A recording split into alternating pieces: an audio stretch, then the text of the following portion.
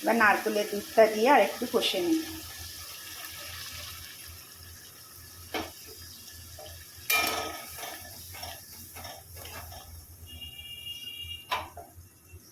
নমস্কার বন্ধুরা, নিয়ে এসছে বেশ বড় বড় চিংড়ি মাছগুলো। এটা আমি একটুখানি নুন হলুদ দিয়ে একটুখানি সেদ্ধ করে নেব। এটা আমি অল্প করে সেদ্ধ করে নিয়ে তারপরে তেলে ভাজি, নাহলে ভীষণ শক্ত হয়ে যায়, তাই জন্য অল্প একটু ভাপিয়ে নেব। অল্প করে তেল দিয়ে চিংড়ি মাছগুলো একটুখানি নাড়াচাড়া করে নেব। এবার মাছগুলো তুলে নেব। এর মধ্যে অ্যাড করব একটু সর্ষের তেল, দেবো জিরে তেজপাতা ফোড়ন, দিয়ে দিলাম গোটা গরম মশলা, দারচিনি, ছোটো এলাচ আর লবঙ্গ।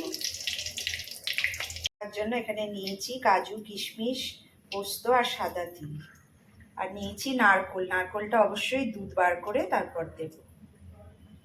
দিলাম পরিমাণ মতো কাঁচা লঙ্কা। নারকোলটা এবার বেটে নেব, ভালো করে বেটে নিয়ে নারকোলটা ছেঁকে নেব, নিয়ে দুধটা বার করে নেব। মশলাটা আমার বাটা হয়ে গেছে। এখানে নারকোলের দুধটাও আমি বেটে ছেঁকে নিয়েছি, ছেঁকে নিয়ে নারকোলের দুধটা বার করে রেখেছি। আর এইটা হচ্ছে চিংড়ি মাছ যে ভাপিয়ে জলটা ছিল, সেই জলটা। ফোড়নটা হয়ে গেছে, দিয়ে দিলাম বাটা মশলা।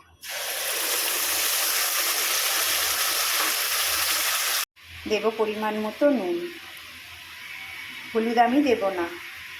রুম টেম্পারেচারে রাখা টক দই একটু ফেটিয়ে দিয়ে দিলাম।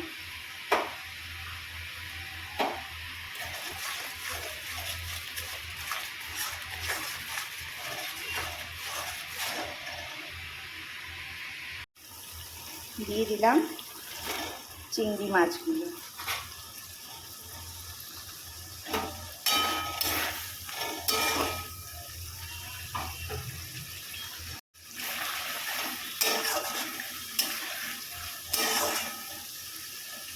এবার নারকেলের দুধটা দিয়ে আর একটু কষে নিই।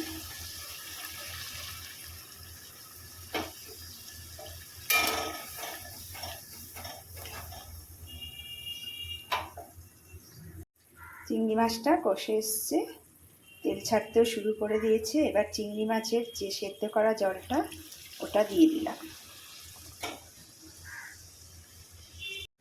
দিলাম গরম মশলা গুঁড়ো। এবার নামিয়ে নেব। রেসিপিটা কেমন লাগলো অবশ্যই জানিও। এটা খুব টেস্টি হয়, খেতে ভালো লাগে।